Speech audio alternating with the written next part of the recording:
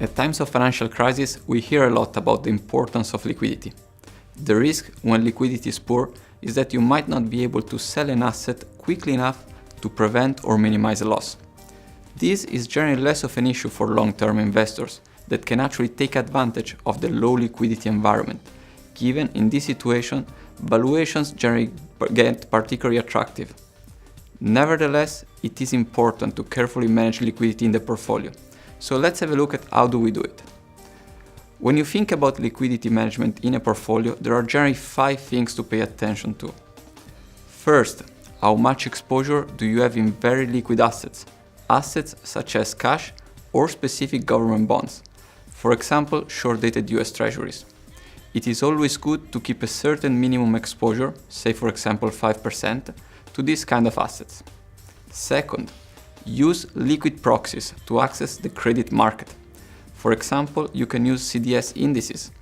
Liquidity in this market is generally far greater than the one in the physical cash market, and these instruments allow you to quickly change the allocation in your portfolio.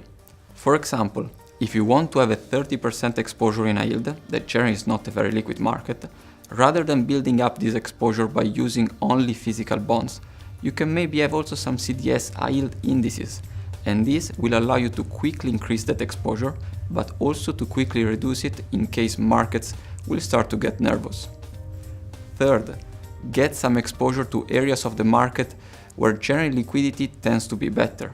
For example, new issued bonds tend to be more liquid than bonds that have been in the market for a long time.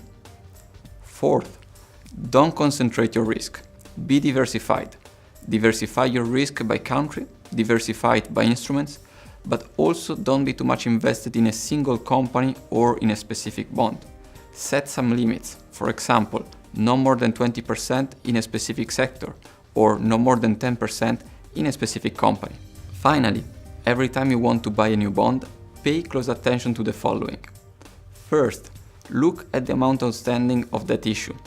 If it is small, it means that it will probably be quite illiquid as well. A good practice here is to set a minimum level of amount outstanding a bond should have.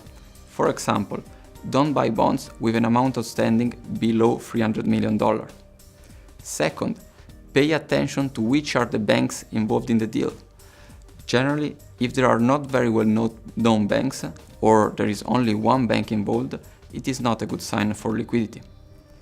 Finally, always try to understand how much are you being compensated for the illiquidity premium.